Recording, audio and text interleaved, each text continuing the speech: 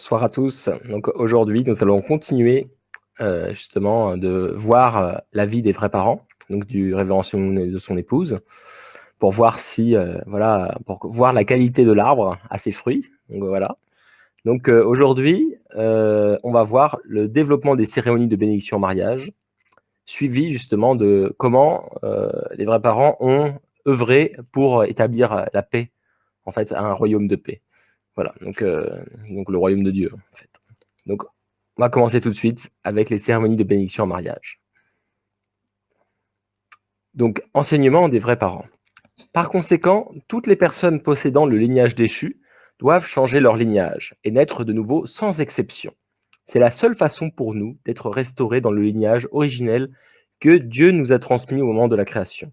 L'humanité doit audacieusement s'avancer pour rompre le faux lignage de Satan et se greffer sur la racine du vrai lignage des vrais parents. Nous ne devons plus commettre l'erreur de vivre comme des oliviers sauvages. Alors où trouver le chemin pour échapper à cette condition d'olivier sauvage? La cérémonie de bénédiction offre la grâce d'être greffé sur l'olivier véritable, les vrais parents qui apportent à l'humanité le vrai lignage de Dieu. Donc voilà, donc la bénédiction, c'est le point clé, c'est justement ce qui permet de cette renaissance qu'on avait parlé dans le principe divin, une renaissance spirituelle et renaissance physique, qui permet de ôter le péché originel qui a été causé par la chute, qui avait causé justement une chute spirituelle, une chute physique. Donc là, la bénédiction en mariage, ça permet de restaurer ça, en fait. Et on va voir qu'ils ont fait énormément de bénédictions, en fait. Et ça a commencé tout petit jusqu'à des très grandes bénédictions. Donc, on va voir justement ensemble en détail. Mais vous voyez que depuis 1960, avec leur bénédiction en mariage qu'ils ont reçue eux-mêmes, ils ont donné cette bénédiction en mariage à 36 couples. Voilà, et ça s'est multiplié jusqu'à, on voit, 360 millions, 400 millions de couples même.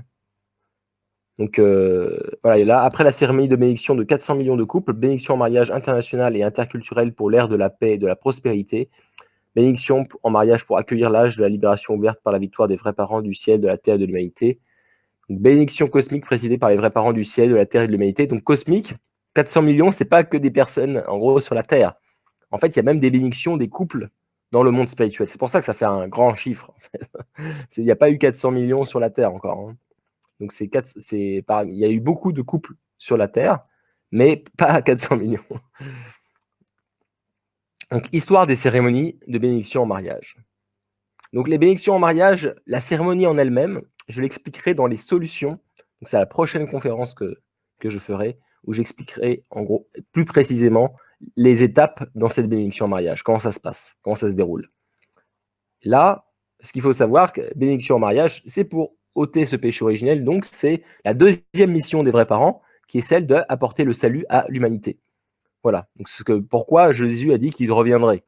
Donc ils ont commencé, comme on l'avait vu dans les précédentes conférences, 36 couples, qui étaient pour faire une bénédiction au niveau familial, pour restaurer côté des familles, la famille d'Adam. Et après, il y avait fondé un fondement pour la bénédiction. Donc ils ont continué 72, 124, jusqu'à 430 couples. Donc en fait, ce sont des cérémonies de mariage joints. Donc c'est plusieurs couples qui sont réunis ensemble, qui reçoivent la bénédiction en mariage en même temps. Donc on va voir ensemble un peu la signification de cela. Pourquoi cela en fait? Donc, tu as une bénédiction après de niveau international, donc 777, puis 1800 couples, 6000 couples, 6500 couples. Donc, ça, c'est pas des couples du monde spirituel, ce sont des couples sur la terre ferme, voilà, dans notre monde physique. Donc là, on voit voilà, tous les couples ici, noir, blanc, chaque fois en noir, c'est l'homme, et là, en blanc, c'est la femme. Et vous voyez que c'est bien rempli à chaque fois. Donc, il y a 6000, 6500 couples. Donc mes parents ont reçu cette bénédiction en mariage dans ces débuts-là, en fait. Voilà, donc bénédiction de niveau mondial après, donc 30 000 couples, cérémonie internationale de mariage joint, 360 000 et 40 millions de couples. Donc ça, après, ça a été justement avec le monde spirituel, on va voir en détail. Et vous voyez, c'est des stades entiers. Ça, c'est des personnes physiques. C'est des couples qui ont été justement inspirés par Dieu de recevoir cette bénédiction de mariage.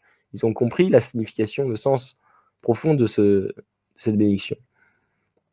Donc, bénédiction de niveau universel. Donc là, c'est dans le sens que c'est les 360 millions, 400 millions. C'est quand on dit cosmique, en fait, cosmos, c'est la sphère physique et la sphère spirituelle. Donc, c'est les deux ensemble, en fait. Donc, cérémonie de bénédiction interculturelle et cosmique. Donc on voit que c'est allé jusqu'à très loin, en fait. Donc ce qui est intéressant, c'est que les vrais parents, c'est pas juste sauver les gens sur la terre, c'est sauver toute l'humanité, donc toute celle aussi qui est partie déjà dans le monde spirituel. Donc pour moi, c'est aussi quelque chose, moi, qui me donne justement, qui me conforte justement l'idée que ce sont vraiment les vrais parents. C'est pas juste, on voit la solution, ils veulent sauver tout le monde. Ils ont des solutions pour même les gens qui sont déjà partis dans le monde spirituel. Donc développement multidirectionnel de la bénédiction. Donc il y avait aussi une bénédiction pour les membres de la deuxième génération du clergé et des esprits. Donc c'est quoi deuxième génération? En fait, le sens de deuxième génération, c'est que les vrais parents, justement, c'est le premier couple, voilà, qui ont reçu le lignage finalement de Dieu, parce qu'ils sont nés sans péché originel.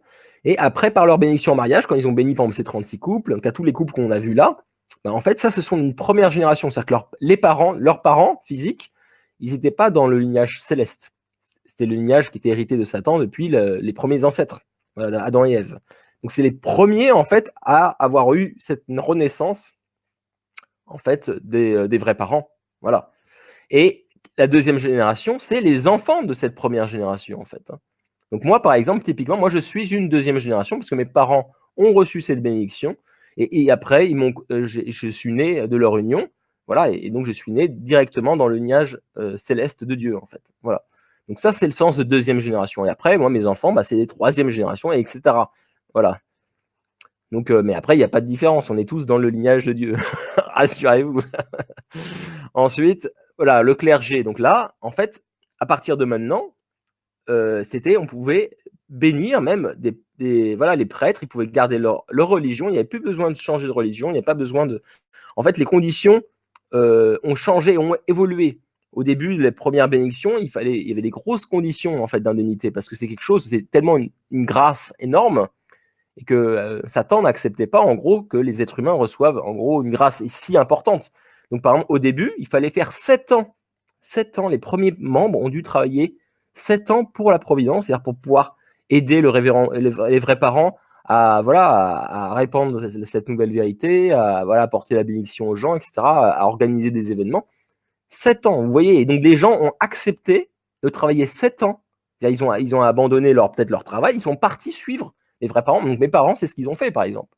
Donc vous voyez que 7 ans, c'est énorme, c'est un grand sacrifice. Donc on voit par exemple les apôtres à l'époque de Jésus, c'est pareil, ils ont tout laissé. Jésus, il a dit, bah venez avec moi, en fait. Ils ont tout laissé, ils sont partis suivre Jésus. Donc en gros, c'est des personnes, quand on dit des personnes préparées, c'est des personnes qui étaient complètement dévoués au ciel et qui étaient vraiment centrés sur Dieu. Et pourquoi ils ont pu réussir à faire un tel sacrifice? C'est parce que c'était clair pour eux que c'était les vrais parents, que c'était le Messie, en fait. Sinon, ils n'auraient jamais fait un tel sacrifice. C'est quand même quelque chose d'énorme, en fait. Donc là, il y avait 7 ans. Mais moi, par exemple, quand j'ai reçu ma bénédiction, et même tous les autres gens aujourd'hui pourront recevoir la bénédiction, il n'y a plus du tout à faire ça. Là, il n'y a plus rien, en gros. Il y a juste, on va voir demain qu'est-ce qu'il y a à faire, mais il n'y a rien du tout. Il n'y a plus besoin de travailler, suivre les vrais parents, etc. Et maintenant, justement, là, on donne maintenant, les gens, on peut, par exemple, les prêtres, les imams, on peut leur donner cette bénédiction en mariage. Ils peuvent la recevoir. Ils ont juste à dire, oui, je le veux bien recevoir. Non, il n'y a plus cette condition à payer. On verra ce qu'il y a à faire. Donc, il y a une petite condition, mais qui est très minime, en fait, qui est en gros de 40 jours d'abstinence sexuelle, on va voir. Et j'expliquerai demain pourquoi, en fait. Parce que justement, la chute a été causée par un acte sexuel. Et donc, le but, justement, c'est de repartir sur de bonnes bases. Et donc, on fait 40 jours pour prouver à Dieu que voilà, il peut avoir confiance en nous. Voilà, donc ça, j'expliquerai en détail demain. Mais pour vous dire qu'il n'y a rien comparé aux 7 ans que les premiers membres devaient faire. Vous voyez ce que je veux dire? Moi, à mon époque, par exemple, il fallait faire quand même 7 jours de jeûne, par exemple. Donc, il y avait mais ça, maintenant, on ne demande plus ça, en fait. Il n'y a plus ça. Vous voyez, donc ça évolue. Et pourquoi ça évolue? Parce qu'il y a le mérite de l'âge. Il y a le mérite de l'âge. Et donc maintenant, il y a beaucoup moins de conditions d'indemnité à payer, en fait. Et donc voilà, les esprits aussi, donc le monde spirituel aussi peuvent recevoir cette bénédiction. On l'expliquera aussi la prochaine fois. Voilà. Donc il y a bénédiction sainte des dirigeants religieux du monde entier. Voilà. Donc il y a voilà, des pasteurs. Bénédiction des dirigeants religieux africains. Voilà. Donc, par exemple, moi, j'ai mon beau-père qui, lui, il est au Bénin. Et il donne ces bénédictions, justement, il enseigne, et mon père aussi, ils étaient allés par exemple au Bénin, ils ont fait des séminaires pour enseigner les principes divins aux pasteurs, imams, ils étaient tous regroupés en fait. Les villages regroupaient tous les pasteurs, tous les chefs religieux, les différentes congrégations. Ils recevaient justement l'enseignement des principes divins et ils étaient, après, c'est des personnes par exemple qui ne pouvaient pas vivre. En fait, il est dit, j'avais jamais rencontré un pasteur, par exemple, un imam disait ça, et le pasteur inversement. Mais après, ils s'étaient unis en fait, après avoir reçu l'enseignement des principes divins. Donc c'est vraiment un principe divin qui permet d'unifier les différentes voies qui ont été préparées par Dieu. Et c'est le but. Le Messie prépare, grâce à son nouvelle vérité, nouvelle expression de la vérité, permet d'unir en fait différents courants religieux. Et après, ils ont reçu cette bénédiction. Donc les prêtres, les pasteurs, les imams, tout le monde peut recevoir cette bénédiction et après le donner à leur congrégation. Voilà. Donc voilà, c'est pour se multiplier. Le but, c'est pas convertir des gens. Le but, c'est que la seule chose qu'apportent les vrais parents, c'est quoi? C'est la bénédiction en mariage. Parce que c'est la seule chose que le Messie peut faire, c'est parce qu'il est dans le lignage céleste et la bénédiction en mariage permet de ramener les gens dans ce lignage céleste. Donc on n'a pas, toute religion est bonne, toute religion enseigne comment se développer vers Dieu, mais il n'y a que les vrais parents qui permettent d'ôter ce péché originel par la bénédiction en mariage. Voilà, donc c'est pour ça que vous pouvez garder votre religion, vous n'avez pas besoin de changer de communauté, vous changez si vous avez envie, c'est comme vous voulez, le plus important c'est de recevoir cette bénédiction en mariage. Donc voilà, dans tous les niveaux, bénédiction voilà, en Asie, bénédiction des chefs coutumiers africains, voilà, quelle que soit leur origine, leur background religieux ou pas, ils peuvent recevoir ça. C'est pour tout le monde en fait. Hein. Donc même si vous êtes déjà marié, quelqu'un qui est déjà marié peuvent recevoir cette bénédiction en mariage. Hein. On appelle ça comme un renouvellement des vœux. Et ceux qui ne sont pas mariés, ils peuvent recevoir directement cette bénédiction en mariage. Donc pourquoi avons-nous des mariages joints? Savez-vous pourquoi nous avons des mariages joints? Il s'agit de compléter la fondation du deuxième Israël et du troisième Israël sur terre, centré sur les mondes spirituels et physiques. Ceci n'est pas fait sous mon commandement, mais sous celui du ciel. C'est Dieu qui a demandé ça. Voilà. Parce qu'on est comme une grande famille. Il faut que ce soit un grand festival. Nous, maintenant, on appelle ça des festivals de famille. C'est vraiment une grande fête tous ensemble. Moi, j'ai été béni, j'ai reçu la bénédiction en mariage il y a déjà 11 ans, et c'était magnifique. Il y a beaucoup plus de joie en fait, parce qu'il y a on voit plein de couples autour de nous qui sont très heureux, et nous-mêmes aussi, donc c'est magnifique. Donc quand on parle de troisième Israël, en fait le deuxième Israël c'était les chrétiens, et comme on a vu dans le cours de l'histoire des vrais parents, les chrétiens n'ont pas suivi finalement le révérend Solomon au départ du mouvement qu'il a créé. Donc le troisième Israël, après en fait c'est ceux qui ont suivi les vrais parents. Donc c'est ça en fait, c'est le troisième peuple élu. Donc pourquoi avons-nous des mariages joints? Une grande fête organisée par Dieu, voilà, comme grand festival de la famille, pour que tous les peuples forment des tribus et des nations du côté du ciel, pour parvenir à un monde de paix transcendant les races, les religions et les frontières. Donc ça, c'est un point très important en fait. Hein. Et ce qu'il faut comprendre, c'est que au début même du mouvement, et même toujours, hein, on encourage en fait les couples à avoir des couples internationaux. Même interreligieux, c'est-à-dire quelqu'un qui vient du christianisme, qui vient de l'islam, voilà, on va bénir des personnes qui sont voilà, de races différentes, de religions différentes, et ça permet justement de créer la paix, de créer des ponts entre ces différentes races, ces différentes religions. Et justement, au début, dans les premiers membres, justement, mes parents, par exemple, comme je vous avais dit, en fait, c'était le révérend Solomon Moon et son épouse qui choisissaient les personnes qui faisaient le matching, en fait, qui choisissaient les personnes, qui proposaient justement, voilà, moi je vois que vous êtes bien ensemble. Et comme je vous avais dit, dans son enfance, il avait déjà des dons, en fait. Hein. À l'âge de 8 ans, il voyait les bons couples qui pouvaient être ensemble. Et ça, c'est parce que c'est un don qui était donné par Dieu. Et parce que qu'est-ce qu'il voit, en fait, le révérend Solomon Moon? Quand on se marie, c'est pas juste c'est pas juste pour soi-même, en fait. Hein. D'accord? C'est pour le bien de son épouse. C'est pour le bien de l'humanité. C'est pour le bien de Dieu. C'est pour pouvoir établir aussi un monde de paix. Donc c'est bien, quand on dit c'est bien plus qu'un mariage, une bénédiction, c'est parce que c'est aussi pour un but de paix. Et par exemple, des fois, ce qu'il faisait, c'est que lui, il voit le lignage, en fait. Il voit les ancêtres. Et donc, la bénédiction pouvait se faire entre deux personnes qui, dans leurs ancêtres, pouvaient être ennemies, par exemple. Et le fait de bénir ensemble deux personnes où les ancêtres étaient ennemis, ça permet voilà, de pouvoir unir et de pouvoir faire une réconciliation, en fait. Parce qu'après, quand ce couple ont des enfants, ils sont obligés, finalement, les ancêtres, de s'unir, en fait. Hein, parce qu'ils ont leurs enfants qui sont c'est la même descendance, en fait. Donc, c'est des solutions, justement, pour pouvoir accélérer, en fait, ce monde de paix. Voilà. Donc, un mouvement pour une vraie famille qui promeut la pratique de l'amour vrai entre les peuples. Voilà, donc l'amour altruiste entre les peuples. Donc voilà, on est tous une seule famille. Il n'y a pas de différence entre les différentes religions. Dire le fait qu'on pense différemment, le fait qu'on ressemble, qu'on est différent en termes de couleur de peau, etc. Bah, heureusement, heureusement, parce que sinon, si on était tous pareils, si tout le monde était comme moi, mais ce serait super ennuyeux pour moi. C'est la richesse, c'est nos différences. C'est-à-dire même quand on fait une discussion, par exemple sur le principe divin, j'ai quelqu'un, par exemple, qui est aussi qui connaît le principe divin. S'il pense tout comme moi, c'est pas drôle. C'est-à-dire, c'est bien que justement il a des compréhensions différentes parce que c'est grâce à ces compréhensions différentes que peut-être que je vais apprendre des nouvelles choses. Si les autres pensent tous comme moi, je vais rien apprendre. Voilà. Donc le fait le fait qu'on parle de mouvement d'unification, c'est pas dire qu'on va tous croire la même chose. Même s'il y a il y a une expression de la vérité et la vérité est unique. Par exemple, le principe divin, il explique beaucoup de choses, mais pas tout est expliqué tout en détail. Il y a une recherche soi-même à faire, voilà, de compréhension.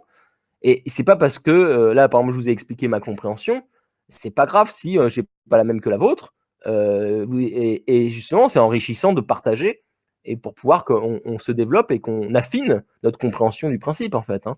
Voilà, et des lois célestes, etc. Donc il y a le truc, c'est qu'il faut se respecter les uns les autres, respecter cette différence et justement être remerciant de cette différence parce que grâce à cette différence, on peut apprendre de son prochain. Voilà, donc c'est ça en fait, hein, pour pouvoir avoir un monde de paix, la clé. Voilà, c'est le respect des différences des autres et justement, au contraire, essayer d'apprendre des différences des autres avec les autres. Voilà, donc une seule famille unie à Dieu, c'est voilà, on est toutes les religions, voilà, voilà, on a un seul Dieu unique. Donc nous sommes tous, c'est le Créateur, donc on est tous en gros ses enfants. Donc on est une seule famille unie à Dieu et ça sert à ça aussi, ces bénédictions en mariage. Voilà, ça crée cette unité entre les différentes religions, les différentes races, voilà, briser les frontières, les barrières. Donc là, j'ai fini sur la partie bénédiction mariage. Et c'est quelque chose, en fait, que les vrais parents, c'est presque, si vous deviez faire une chose, en gros, à faire une chose après toutes ces conférences que je vous donne, c'est de recevoir la bénédiction mariage. Voilà, c'est la seule chose qui est la plus importante que vos religions, quel que soit votre background, quelle que soit votre congrégation à laquelle vous appartenez, c'est quelque chose que vous ne pourrez pas recevoir de votre religion, c'est que les vrais parents. Donc après, ça ne vous empêche pas de continuer, vous recevez cette bénédiction et après vous restez dans votre église, vous vous développez grâce à la parole de Dieu qui est toujours aussi bonne. Voilà, moi je sais juste que les paroles des vrais parents, c'est une parole qui est encore plus élevée parce que voilà, ce sont les vrais parents de l'humanité et donc ça élève plus facilement pour moi l'atmosphère. Mais ça marche aussi avec les autres textes sacrés, c'est la parole de Dieu. La chose la plus importante, c'est la bénédiction en mariage que vous ne pourrez pas avoir ailleurs. Voilà, donc ça c'est vraiment, si vous voulez faire une seule chose, c'est cette bénédiction en mariage. Donc, et même si vous pouvez me dire, ah, je sais pas trop si c'est vrai, etc., bah, ça coûte quoi? Vous allez voir que ça coûte rien. Donc, je vous encourage fortement à cette bénédiction. Donc maintenant, voilà, donc la bénédiction en mariage, c'est vraiment le point clé que les vrais parents ont tout le temps insisté et qui est vraiment le plus précieux parce que c'est pour revenir dans le lignage de Dieu. C'est ce que Dieu a souhaité. S'il a apporté, on a vu dans toute l'histoire de la providence de Dieu, depuis la chute, c'était le but, ramener, avoir le Messie pour pouvoir refaire son fondement de 4 positions, centré sur lui, pour que ça recrée une famille avec son lignage. Donc le but de la bénédiction, c'est de nous ramener dans son lignage pour donner de la joie à Dieu. Dieu, il souhaite se retrouver avec ses vrais enfants, pas des enfants qui appartiennent à Satan à moitié. Il veut nous prendre et qu'on soit complètement de son côté, qu'on n'ait plus de lien en fait avec Satan pour qu'on n'ait plus de nature déchue, qu'on n'ait qu'une nature divine. Voilà. Donc maintenant, on va voir l'harmonie. Voilà, on va voir justement comment les vrais parents, donc la troisième mission, voilà, on a vu la deuxième, c'était apporter le salut à l'humanité grâce aux bénédictions en mariage. Donc, ils ont fait autant pour les gens sur la terre que dans le monde spirituel, qu'on détaillera justement demain. Donc, libération, bénédiction des ancêtres, par exemple. Voilà. Donc là, ça va être comment les vrais parents ont œuvré pour la paix. Voilà, et on va voir qu'ils ont fait beaucoup de choses.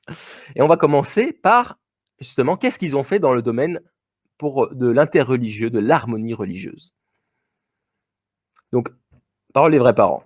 Les dirigeants religieux sont des prophètes qui devraient proclamer la volonté de Dieu sur la terre et guider l'humanité dans la direction qu'elle doit suivre. Cependant, les conflits et les luttes intestines qui se poursuivent entre les confessions religieuses les discréditent complètement. Ces conflits sont des obstacles majeurs qui bloquent la providence de Dieu. C'est pourquoi j'ai investi depuis des décennies plus de la moitié du budget de l'Église de l'unification dans des efforts interconfessionnels et interreligieux pour résoudre les conflits entre religions. Voilà, parce que donc on voit que c'est vraiment un point clé. Et moi, ça par exemple, j'ai plusieurs amis. Qu'est-ce qu'ils me disaient, par exemple, quand on parlait de ce sujet? Ils disaient, mais moi je ne crois pas en Dieu, parce que regarde, tu vois par exemple les gens qui croient en Dieu, voilà, ils sont en train de se taper dessus. En gros, ça crée des guerres, en fait. Hein. Voilà. En gros, ceux qui croient en Dieu, il y a des conflits, voilà, un peu interreligieux. Voilà, bah, en gros, comme ils sont pas unis, voilà, moi je crois pas en Dieu. Voilà. Beaucoup de gens m'ont dit ça. Hein. Donc vous imaginez. Donc c'est complètement discrédité ce qu'ils disent. Mais, et moi j'étais obligé de leur dire, ouais, mais vous savez que normalement les religions, ils prônent la paix. Et toutes les religions prônent la paix intérieure, puis la paix dans le monde. Mais en gros, ils ne l'appliquent pas. Ils n'arrivent pas à s'entendre, en fait. Parce que chacun croit avoir raison, en fait, et que l'autre a tort. Et c'est faux. Tout le monde a raison. Et pourquoi Dieu a donné tellement d'inspiration aux gens? Ils disent, en gros, l'inspiration de Dieu, c'est comme à tous les gens qui font la volonté de Dieu, c'est ouais, t'es le meilleur. T'es le meilleur. Voilà. Parce que Dieu est content que ses enfants fassent sa volonté. Mais quand on dit t'es le meilleur, ça veut pas dire. C'était dans le sens pour les rendre enthousiastes de continuer, etc. Mais ça ne veut pas dire que les autres, ils sont mauvais. Ok. Toutes les religions sont bonnes, toutes les religions ont été inspirées par Dieu. Voilà. Donc il faut s'unir et justement apprendre de nos différences. Comme les aveugles, voilà, qui touchaient, chacun voit une partie différente de Dieu et on a à apprendre de son prochain. Voilà. Donc, de plus, j'ai fondé la Fédération interreligieuse pour la paix mondiale afin d'instaurer la paix pour l'humanité par la réconciliation et l'unité entre les religions. Toute l'humanité, transcendant les races et les confessions religieuses, a besoin de comprendre la providence de Dieu, qui est de réaliser sur terre l'idéal de la création. Finalement, nous avons besoin d'être en accord avec le cœur de Dieu. Donc voilà, donc la religion, c'est quoi son rôle? Donc c'est un chemin qui nous ramène à Dieu, voilà, qui nous permet de nous reconnecter à Dieu, comme j'avais dit dans la vidéo d'introduction. Une usine de réparation pour les êtres humains déchus. Voilà, parce qu'en gros, on n'est pas comme on devait être, en fait. Hein. Voilà, il y a eu, à cause de la chute, on a commencé à dysfonctionner finalement, hein, ne plus être en accord avec les principes de la création. On a des attitudes, des comportements hors principe, en fait. Donc on a besoin d'être réparé. Et donc c'est ça la religion, en fait, c'est nous ramener à avoir des bons comportements, à nous ramener à être centré sur Dieu et pas être centré sur Satan, et donc nous couper en fait de ses péchés en fait. Hein. Couper ses péchés, c'est ça le but des religions. Voilà, donc une direction qui nous permet de réaliser un véritable amour et un monde de paix. Donc c'est créer, voilà, développer notre amour et réaliser un monde de paix. Ça c'est le rôle de chaque religion.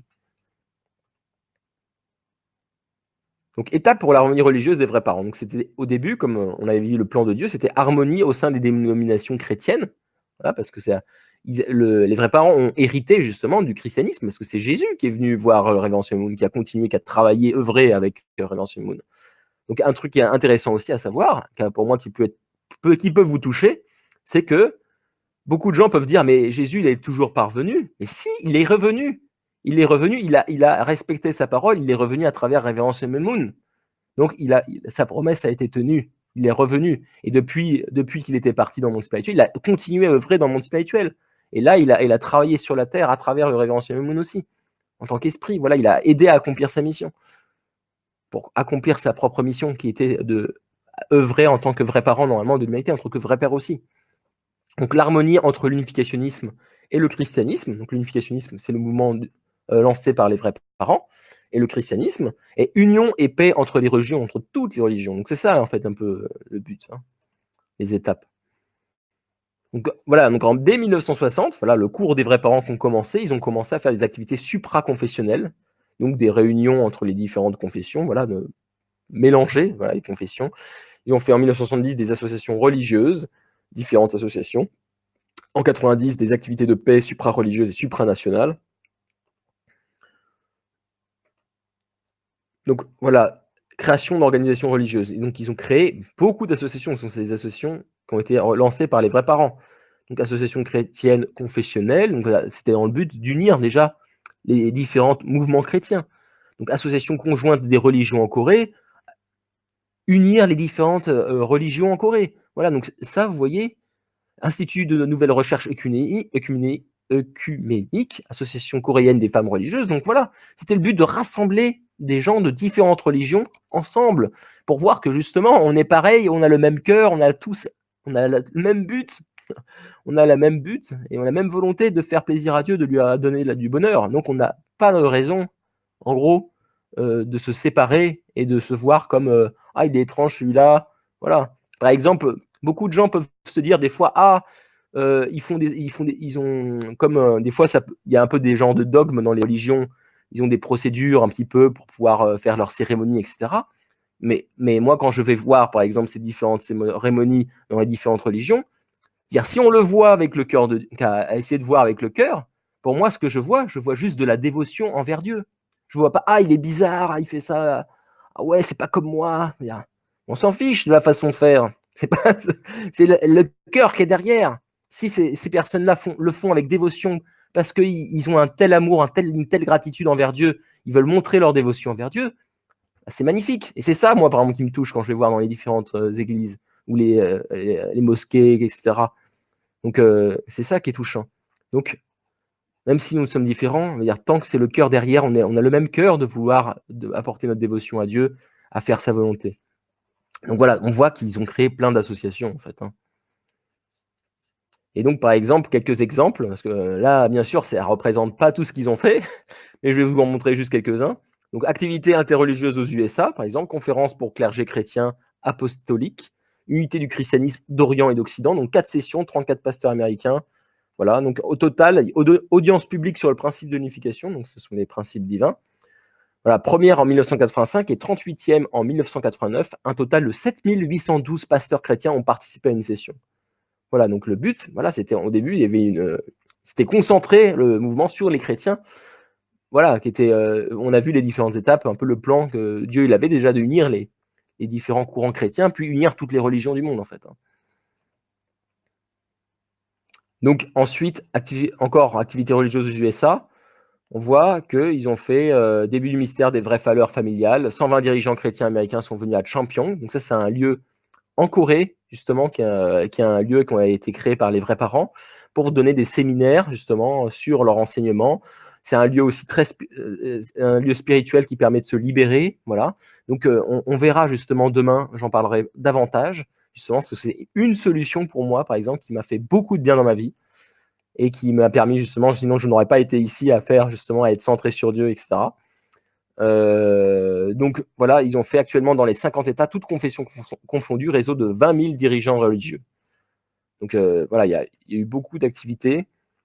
Encore d'autres, là, une marche de 1 million de familles, 5e anniversaire de la marche d'1 million de familles, et de l'islam. Donc 2000 personnes, 80 pays, plus de 400 dirigeants politiques et religieux. Voilà, il y a différentes associations. Activités interreligieuses en Amérique du Sud, séminaire du principe divin pour les dirigeants chrétiens. Donc au total, 3638 participants au total. Donc protestants d'Amérique du Nord, catholiques d'Amérique du Sud. Voilà, donc c'était un peu unir tous ces différents courants religieux ensemble par des sessions de séminaires de principes divins. Et comme je vous les ai dit, mon père a donné au principe divin au Bénin, et c'est vraiment quelque chose qui permet d'unir en fait ces différents courants religieux. Activité interreligieuse mondiale, création du Conseil religieux mondial. Voilà, donc la participation de 700 dirigeants religieux de 85 pays. Voilà, donc plein de choses encore. Hein. Une création de l'association religieuse pour la paix mondiale en 99. Voilà, donc il y a Council for a Parliament of the World Religions, donc Concile pour un Parlement des religions du monde. On voit qu'il y en a eu plein. 1893 jusqu'en 2016, plus de 80 pays, plus de 50 religions, plus de 10 000 participants. Vous voyez, donc ça, c'est les vrais parents qui ont lancé ces différents mouvements. Vous voyez qu'ils ont fait un énorme effort. comme ils ont dit, si 50% des financements qu'ils avaient produits étaient faits pour ces activités-là. Donc, par exemple, la séminaire des jeunes sur les religions du monde. Donc, de 82 à 85, chaque année, des jeunes de toute confession religieuse sont sélectionnés pour participer à un programme historique de visite de Terre Sainte. Voilà, de Youth Seminar on World Religion. Donc, il y avait pèlerinage en Terre Sainte, constater la conscience religieuse, apprentissage interculturel, voilà. Donc, c'était pour unir des jeunes qui venaient de différents courants religieux aussi, pour comprendre que, voilà, on est tous pareils. On est tous pareils. On a une compréhension, on a des messages spirituels légèrement différents, mais la majorité est commune, en fait. Hein. Donc, unité avec l'islam, après, justement. Donc, après le christianisme, c'était unité avec l'islam. Donc, on voit le grand moufti de Syrie, par exemple, avec les vrais parents. Donc, deuxième concile religieux mondial qui a été organisé. Donc, là, après, ils ont continué. Séminaire de 40 jours pour les dirigeants musulmans. Voilà, donc sur le principe divin. Vous vous rendez compte, moi, ce que je vous ai présenté, c'est rien du tout. Moi, je vous ai présenté à peu près 10 jours, 45 minutes. Voilà, eux, c'est pendant 40 jours complet. Donc, il y a beaucoup de choses à dire, vous voyez. Donc, je vous encourage à étudier davantage le principe divin. 80 dirigeants religieux musulmans de Syrie et du Yémen assistent au séminaire sur le principe divin. Voilà. Donc, le Dalai Lama, pareil, se rencontrer, parler, échanger mutuellement, rentrer. Donc, il y a eu des rencontres avec le Dalai Lama aussi. Donc, marche pour la paix de Jérusalem. Voilà, ça, c'est quelque chose c'est le MEPI qui était organisé. Donc, pour une paix interreligieuse au niveau mondial, c'était un très beau mouvement, ça, qui permettait de créer l'unité. Donc, après, quelque chose qui est très intéressant que Révérend Moon et son épouse ont initié, c'est justement les vrais parents ont voulu montrer que toutes les religions, finalement, ils ont le même message.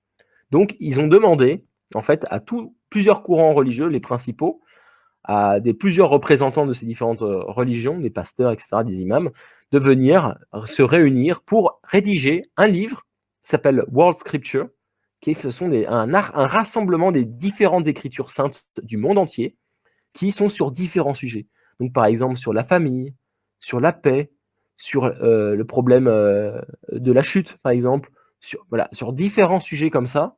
Il y a des citations de chaque courant religieux. Voilà, donc ça, c'est le premier livre, World Scripture.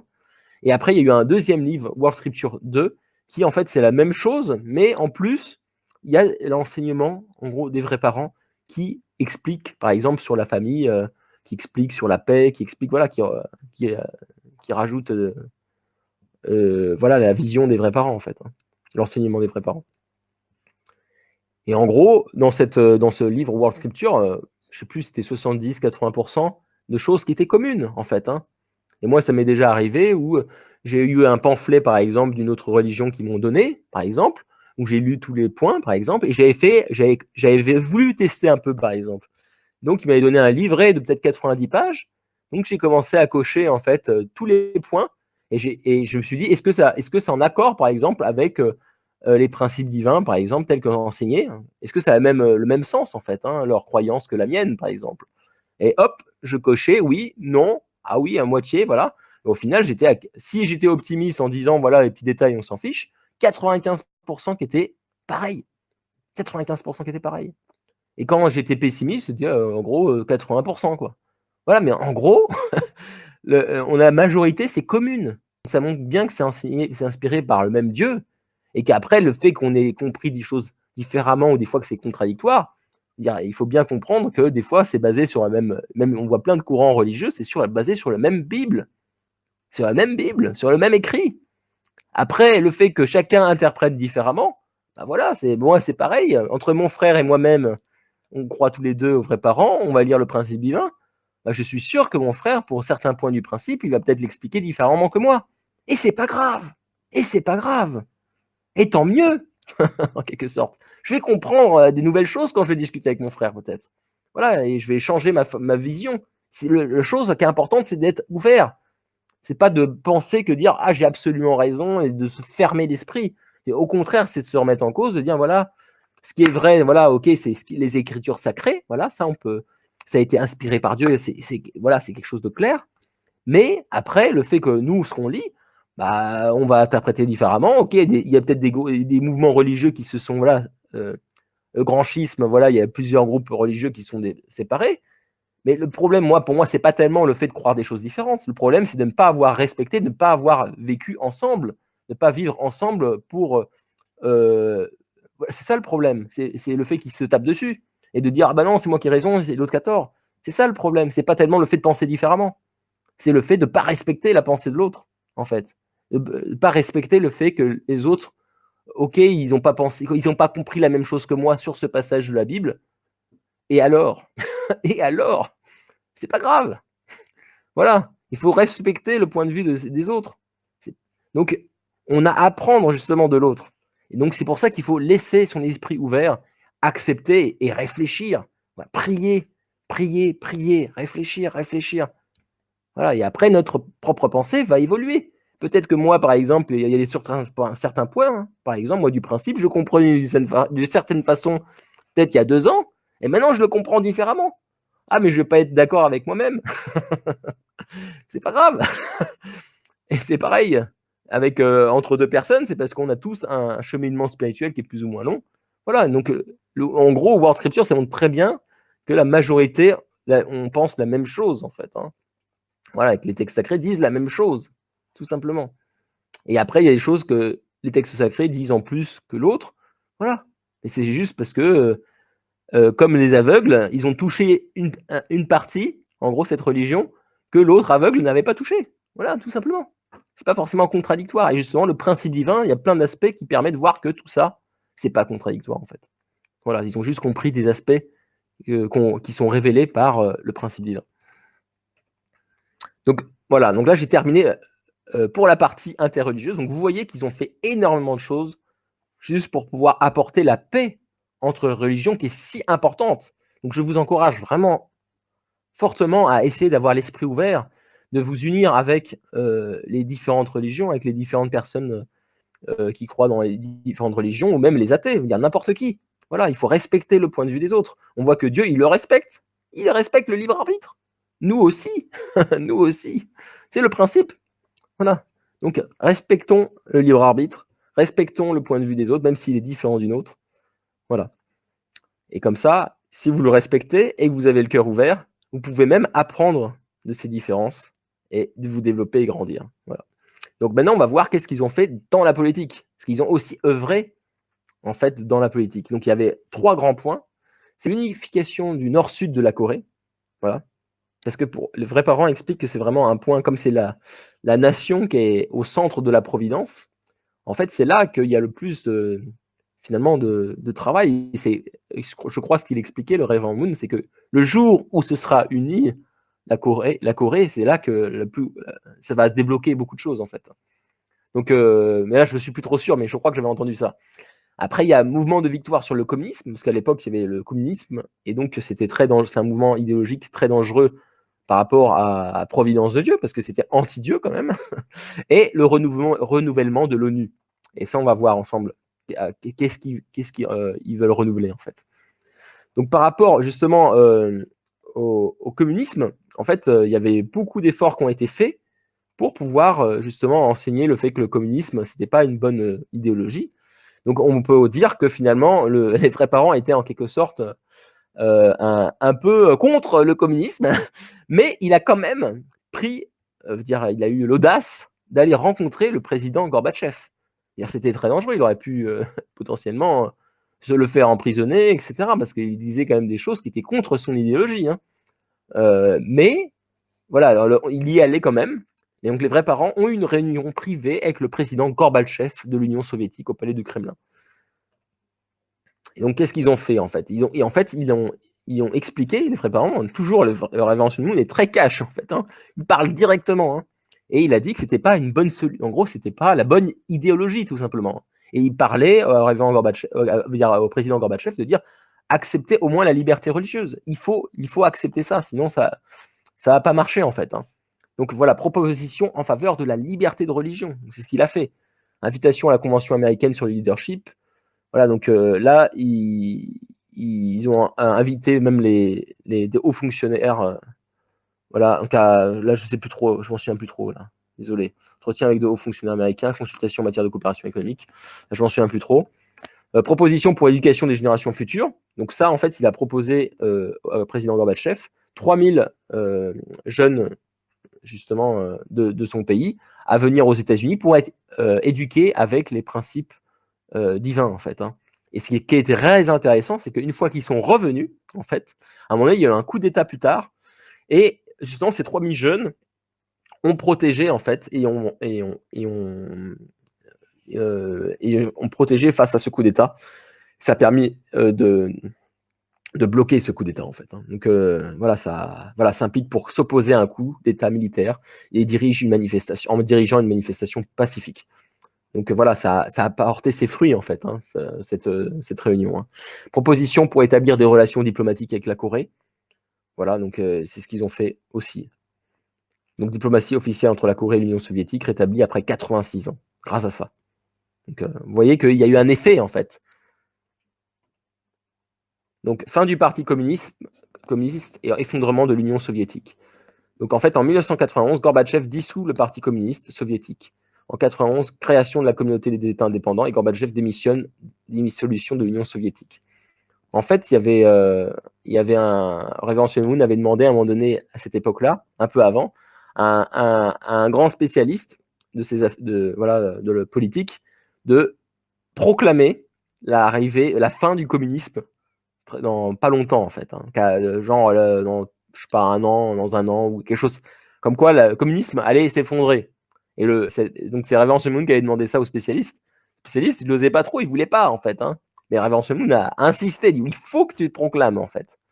Parce que c'était une demande de Dieu pour faire tomber, en fait, le communisme par aussi le fait par cette déclaration, en fait. Hein. Et finalement, il l'a déclaré.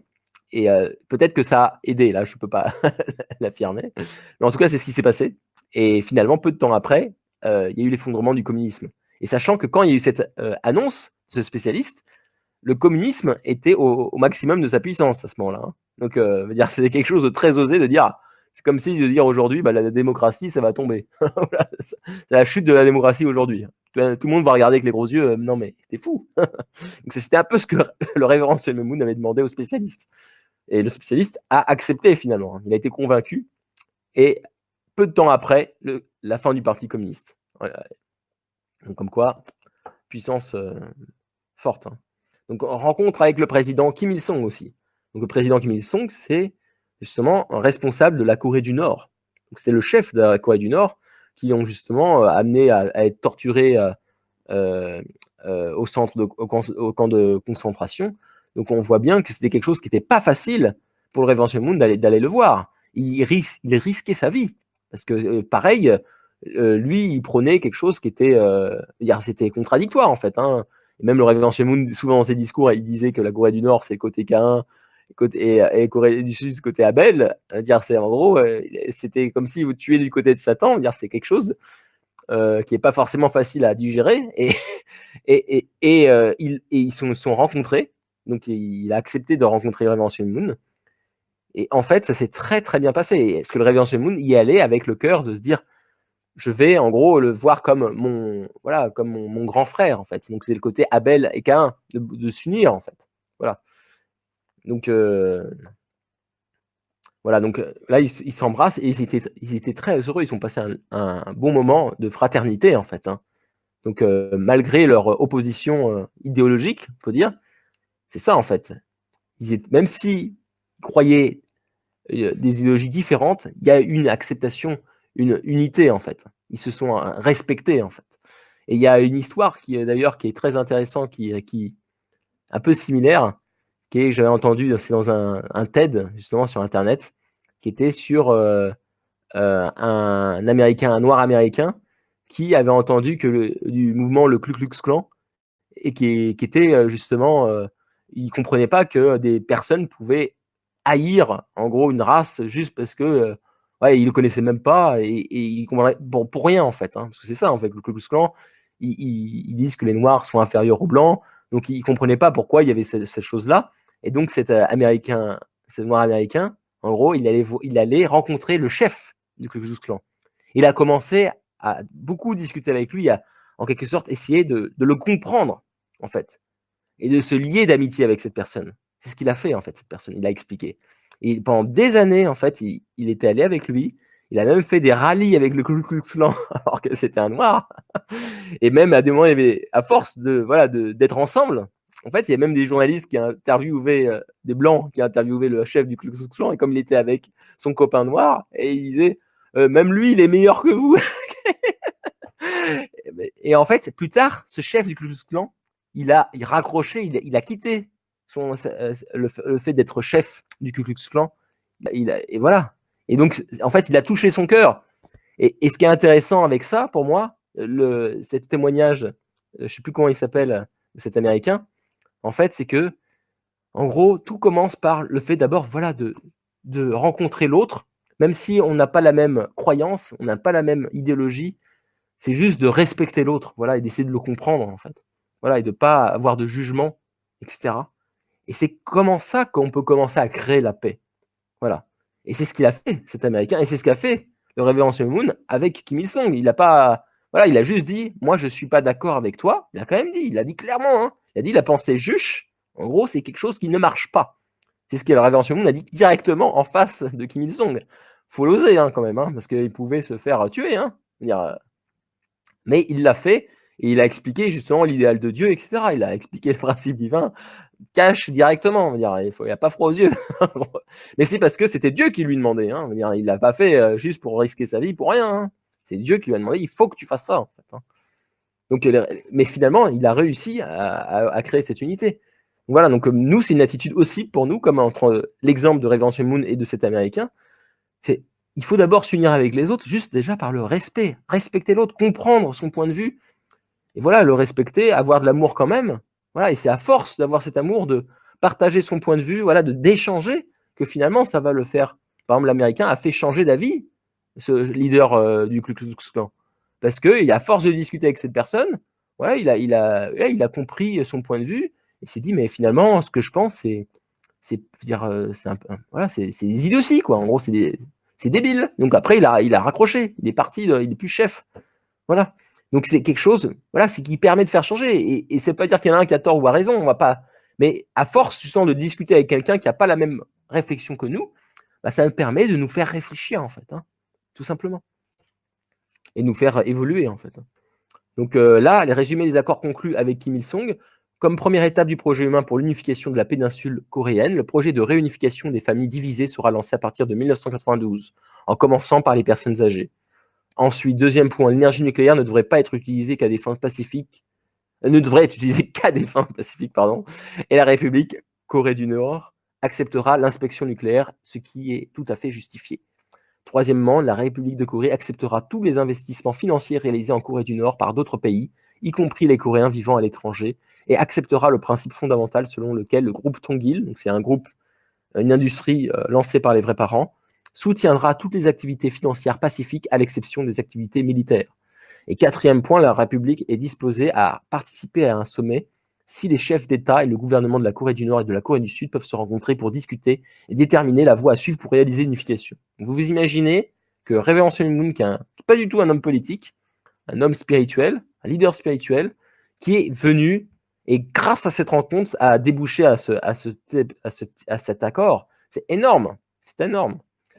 Donc ça, c'est vraiment, on voit la force que, voilà, du Messie, en fait. Hein. C'est un homme envoyé par Dieu. C'est pas juste le Messie, c'est aussi Dieu qui travaille derrière lui. Il y a un part à son intermédiaire, en fait. Hein. Il y a du monde spirituel. Donc les résultats de la visite des vrais parents en Corée du Nord, bah, ça a commencé une coopération économique nord-sud, en fait, hein, grâce aux entreprises des vrais parents avec le Nord. Il y a eu des échanges culturels entre le Nord et le Sud. Voilà, on va voir plus tard comment aussi, en détail, et échanges pacifiques nord-sud aussi. Donc voilà, ça a permis de débloquer et de commencer à avoir une discussion, une interaction qui permet justement de faire évoluer ces personnes-là. Voilà, et faire évoluer l'état d'esprit. Donc ensuite, troisième point, c'était sur l'ONU. Donc directive pour les activités du renouveau de l'ONU. Donc en fait, les Nations Unies actuelles, en gros, ça fonctionne pas très bien.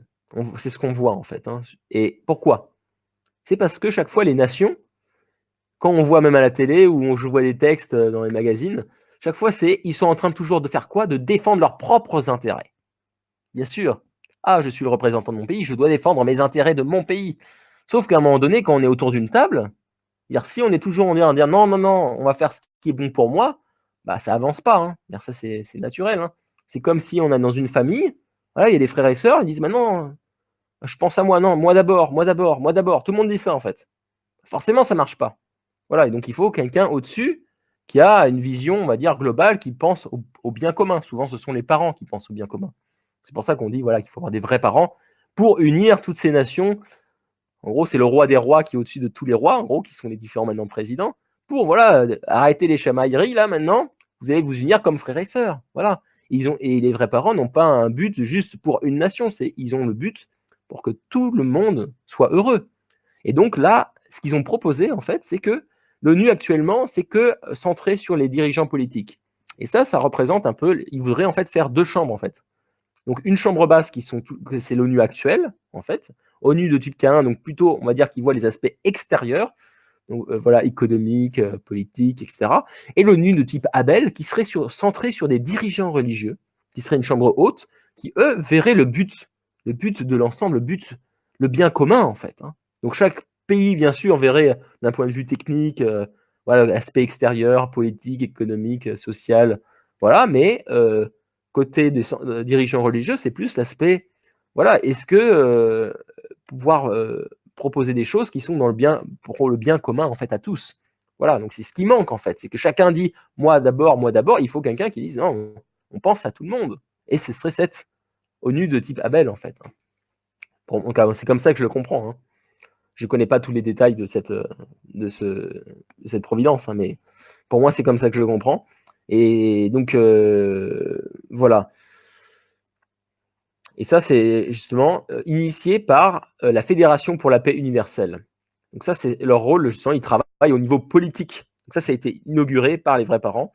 Donc avec le renouveau de l'ONU existante, je proclame devant toute l'humanité l'établissement d'une nouvelle organisation internationale qui pourra assurer les fonctions de l'ONU Abel à un nouveau niveau pour réaliser un monde pacifique qui est l'idéal éternel de Dieu pour la création. Donc c'est une association qu'il a lancée, justement, qui a pour but d'assembler les différentes personnes religieuses pour pouvoir travailler au niveau politique, voilà, et pouvoir justement aider à faire évoluer les choses et créer idéalement ce système bicaméral avec deux chambres, une centrée sur l'aspect spirituel et une centrée sur l'aspect extérieur en fait. Voilà, donc c'est comme l'harmonie qu'il faut avoir intérieur-extérieur qu'on parlait dans le principe en fait. Donc voilà, donc là c'est la partie politique. Il y a bien sûr plein d'autres choses qu'ils ont fait. Je me suis concentré sur l'essentiel et points clés. Ensuite, maintenant, on va voir ce qu'ils ont fait pour les activités économiques, donc la providence océanique. Voilà, donc on a vu là, d'un point de vue politique, ils ont œuvré pour la paix. Ils n'ont pas hésité à engager même leur vie, parce que quand vous voyez qu'ils rencontrent en quelque sorte leurs ennemis, en quelque sorte, le communisme, c'était un peu l'ennemi, finalement. Donc, et ils devaient aimer l'ennemi, par exemple, Kim Il-sung, ils devaient l'embrasser, même si il avait souffert dans un camp de concentration à cause du Corée du Nord. Donc c'est quelque chose, il a montré un exemple de vraiment aimer son ennemi. Voilà. Et de passer outre, en fait. Donc là, on voit l'attitude, c'est aussi peut nous inspirer, comme Jésus avait fait, il disait aimez votre ennemi, ben, on voit bien que le révélation l'a fait. Et il allait directement voir les responsables communistes pour pouvoir trouver une solution pour la paix. Voilà. Donc ensuite, voilà, activité économique, on va voir ça tout de suite. Donc ils ont œuvré aussi dedans. Comment œuvrer à la paix via l'économie? Très intéressant. Donc parole des vrais parents. Mon objectif en faisant des affaires et en gagnant de l'argent est de parvenir à nouer des liens entre toutes les personnes sur Terre, qu'elles soient riches ou pauvres. Mon fondement financier doit être partagé avec ceux qui vivent dans la pauvreté pour libérer toute l'humanité. Telle est l'égalité que j'essaie de réaliser. Les pays développés tentent de contrôler les nations les plus faibles, mais ils devraient s'en abstenir. Ils doivent au contraire marcher main dans la main avec elles. En le faisant, les nations créeront des relations multilatérales. Pourtant, faisant cela, je suis stigmatisé par certains citoyens des pays développés qui prétendent que j'essaie de saper leur économie nationale. Je ne fais que plaider en faveur de l'égalité des pays du monde. Je tente de placer tous les pays sur un pied d'égalité. Néanmoins, certains pays européens continuent à ce jour d'exploiter l'Afrique et d'instaurer des politiques pour asservir continuellement ces nations. Les États-Unis recourent aussi à des politiques qui placent l'Amérique du Sud sous leur contrôle. Je m'efforce de mettre fin à tout cela. Donc, ils prônent l'égalité entre tous les pays. Donc, typiquement, qu'est-ce qu'il a fait pour cela? Voilà, concrètement, voilà. Donc, il a créé des entreprises et il a fait une expansion des bases économiques. Donc, par exemple, il avait, je pense qu'il a acheté des industries. Je ne connais pas les détails, mais en gros, il a des industries qu'il avait de machines en Allemagne. Donc, je pense qu'il a dû acheter certainement ou faire. Et ensuite, il a fait aussi en Corée, donc Tongil Heavy Industry, donc c'est une autre entreprise qui appartenait aux vrais parents, qui contribue au développement de l'industrie des machines en Corée. Donc, qu'est-ce qu'il a fait avec ces deux entreprises? Il a transféré la technologie de pointe de l'industrie lourde pour faire développer des entreprises en Corée, pour voilà, transférer cette connaissance technologique, en fait, pour pas que juste, voilà, l'Allemagne, c'est une grande puissance, et voilà, la Corée, elle a bien développé ces dernières années. Pourquoi? Bah, les vrais parents ont contribué justement grâce à l'entreprise Tongil, par exemple. Une autre point, transfert, parce que la Corée, en fait, il y a quelques années, c'était pas si développé, hein. Ça s'est énormément développé très rapidement, en fait. Et les vrais parents ont œuvré à cela, en fait. Donc, transfert, par exemple, création de Wacom Japan. Donc, c'est un transfert de technologie électronique de pointe, de la même manière, à Wacom Korea. Voilà, donc ils ont créé une entreprise de nouveau en Corée pour pouvoir transférer cette technologie et pouvoir, voilà, ça contribue au développement de l'industrie électronique en Corée. Donc, pareil, contribue au développement de l'industrie des machines en Corée, donc on l'a vu, et là, contribue au développement de l'industrie électronique en Corée, Wacom Korea. Et en plus de ça, c'est pas juste transférer la technologie et pour juste ses propres entreprises qui appartiennent en quelque sorte aux vrais parents. C'était aussi centre de formation des talents technologiques. Donc, un tiers des ingénieurs sont renouvelés chaque année pour promouvoir une technologie de pointe. Donc, on voit que là, d'un point de vue, on va dire, financier, c'est pas ça coûte de l'argent de former des gens, hein. Donc, lui, il les formait et il changeait le tiers de son personnel. Il leur disait, bon, bye bye, au revoir. Pourquoi? Il voulait recruter des nouvelles personnes pour que ces personnes qui ont été formées pendant un an puissent aller dans d'autres entreprises concurrentes pour pouvoir élever le niveau global de toutes les industries, en fait. Vous voyez? Et que les ingénieurs qui ne sont pas encore formés à ces technologies puissent remplacer ces personnes formées et être formés à leur tour. Donc, on voit que il avait un but de former, en fait, aussi les ingénieurs, etc., pour développer, qu'ils acquièrent ces différentes technologies, pour que ça s'étende pas qu'aux entreprises qui possédaient, mais à toutes les entreprises, donc dans le but d'avoir une égalité. Donc, on voit bien, encore une fois, que ce n'était pas centré sur soi-même à créer les entreprises. Déjà, les entreprises, c'était pourquoi qu'il a conçu ça? C'était pour avoir des moyens financiers, gagner de l'argent, tout simplement. Mais l'argent, c'est pas forcément mal ou bien. Ça dépend de ce qu'on en fait. Et lui, ce qu'il en faisait, il utilisait cet argent pour faire l'harmonie religieuse qu'on a vu tout à l'heure, pour pouvoir faire des événements pour la bénédiction en mariage. C'est-à-dire, toutes ces choses-là, ça coûte de l'argent. Ça coûte de l'argent. De faire des tournées mondiales comme ça, d'aller voir, de donner des discours, tout ça, ça coûte de l'argent. Donc, bien sûr, comment gagner de l'argent? En faisant des entreprises qui proposent des services, voilà, que les gens sont prêts à payer. Donc, voilà. Donc, c'est ce qu'il a fait. Et en plus de cela, c'est qu'il n'était pas centré tout le temps de gagner de l'argent à tout prix. C'était aussi pour développer les technologies et élever et donner cette égalité, voilà, entre les différents pays. Donc, on voit que, voilà, que c'est aussi une attitude pour moi, un exemple que les vrais parents ont donné. Quel est, veut dire, c'est pas tout le temps gagner à tout prix le plus d'argent. C'est aussi d'avoir une valeur, de dire comment je contribue à la paix dans le monde, comment je contribue à élever, voilà, mon pays, à la technologie, etc. Et pas être centré juste mon entreprise, à mon propre succès à moi. C'est aussi, je veux développer le succès de mon pays, le succès du monde. Voilà. Donc là, on voit très bien cet exemple, cette attitude des vrais parents. Donc pour moi, c'est quelque chose à méditer et à appliquer aussi dans nos propres. Si on fait partie d'entreprise, qu'on est chef d'entreprise, voilà, ça peut donner des idées, hein. Je vous le conseille. Enfin bref, activité économique. Là, pareil, encore transfert de technologie, cette fois-ci de la Corée du Sud vers la Corée du Nord pour créer Pyongyang Motors établi en Corée du Nord. Fiat aussi, donc pareil, ils ont travaillé à ça pour développer l'industrie automobile nord-coréenne, pour les aider à sortir, voilà, voilà, de faire cet équilibre, même si c'était une nation communiste, c'est pas une raison, en gros, hein. Ils voulaient les aider pour qu'il y ait cet équilibre. Voilà. Donc on voit bien que il n'était pas centré sur soi-même. C'était le but, voilà, que tout le monde soit à égalité, que tout le monde, voilà, c'était égalité économique. Un autre point qui est très intéressant encore, Providence pour le partage des sciences et la technologie, donc soutenir le développement industriel de la Chine. Donc en fait, il y avait la ville de Wuzhou, province de Guangdong en Chine, 32 millions d'aides à la ville de l'industrie automobile Panda. Je n'ai pas trop compris là, mais bon. Enfin bref. Cérémonie d'inauguration des travaux en 1989, environ 300 millions de dollars d'investissement. Donc en fait, il a investi, les 20 parents ont investi 300 millions de dollars. Et donc, il y a Korea Titanium Industry Company là-bas. Et il y a donc en fait, ils avaient, à un moment donné, il y avait une crise financière là-bas. Et beaucoup de gens retiraient leur argent, en fait. Et à un moment donné, les vrais parents, donc les membres des vrais parents, ils disaient: il faut retirer l'argent aussi, sinon on va tout perdre. Et Révention Moon dit: non, non, non, on va laisser l'argent en Chine. On va les laisser. Et les membres, ils comprenaient pas. Ils disaient: mais on va tout perdre, c'est pas bon, c'est pas bien d'un point de vue stratégique. On va perdre de l'argent. Et Révention Moon, il disait: non, mais mon but, c'est pas de gagner l'argent.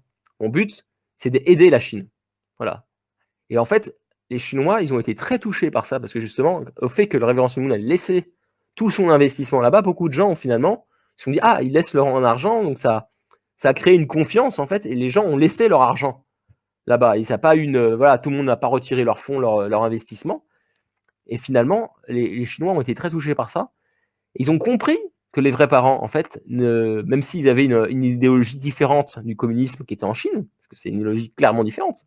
En gros, c'est le dieuisme par les vrais parents, centré sur Dieu, et eux, c'est pas du tout centré sur Dieu, c'est à l'opposé. Mais suite à ça, ils ont été touchés, en fait, les Chinois. Et ils ont invité les vrais parents à faire des discours en Chine. Voilà. Et après, la vraie mère, justement, elle a fait des discours directs où ils ont proclamé les vrais parents là-bas, justement. Et c'est pour ça que je vous avais présenté qu'en 1999, ils avaient reçu, Raven Moon avait reconnu notre mère comme avoir accompli son rôle, parce qu'elle avait fait une déclaration justement en Chine, comme étant les vrais parents de l'humanité, et c'était quelque chose au péril de sa vie aussi, encore une fois. Donc, c'est quelque chose qui était, voilà, on voit bien encore une fois que l'économie même permet aussi de toucher le cœur des gens et permet, voilà, de faire avancer la providence de Dieu, typiquement ici. Hein. Donc, ça, c'est aussi quelque chose à méditer, de ne pas toujours penser, dire oui, quel est l'intérêt économique, mais c'est aussi, voilà, pour pouvoir peut-être faire une unité avec les nations. Voilà. Donc là, ça a permis d'avoir une unité, une compréhension de cœur, que voilà, que les vrais parents, ils leur voulaient du bien, en fait, hein, à la Chine. Voilà, ils ont compris, ils ont accepté que les vrais parents viennent après cela. Voilà. Alors qu'avant, ils n'avaient pas le droit de venir. C'était interdit. Donc voilà, là, c'est responsabilité sociale des entreprises, c'est être rentable, en conformité aux lois et aux règlements, respect des règles d'éthique, apport d'une aide à la société. Voilà.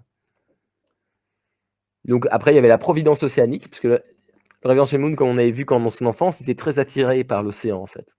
Mais c'est pas que pour ça, en fait. Parce que il avait toute une stratégie, parce qu'il y a beaucoup de famines, en fait, hein, dans le monde. Et lui, il a pensé que grâce aux océans, il y a beaucoup de poissons dans les océans. C'est très vaste, les océans, par rapport à la surface de la Terre. Donc il s'est dit, voilà, une stratégie, c'est de pouvoir récupérer justement les ressources qu'il y a dans l'océan. Il y a une grande valeur. Donc il a commencé à faire une providence océanique. Donc ils ont fait des chantiers de construction, des industries de construction navale, voilà, des bateaux, etc.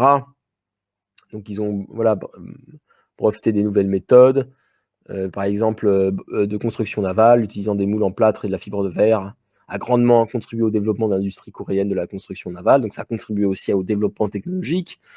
Donc c'est aussi la troisième bénédiction, exactement ça. Développer la créativité, etc. La capture de crevettes de krill dans l'océan Antarctique avec le navire Top Ocean est actuellement en cours de réalisation pour produire de la farine de poisson comme solution au problème de pénurie alimentaire que connaît l'humanité.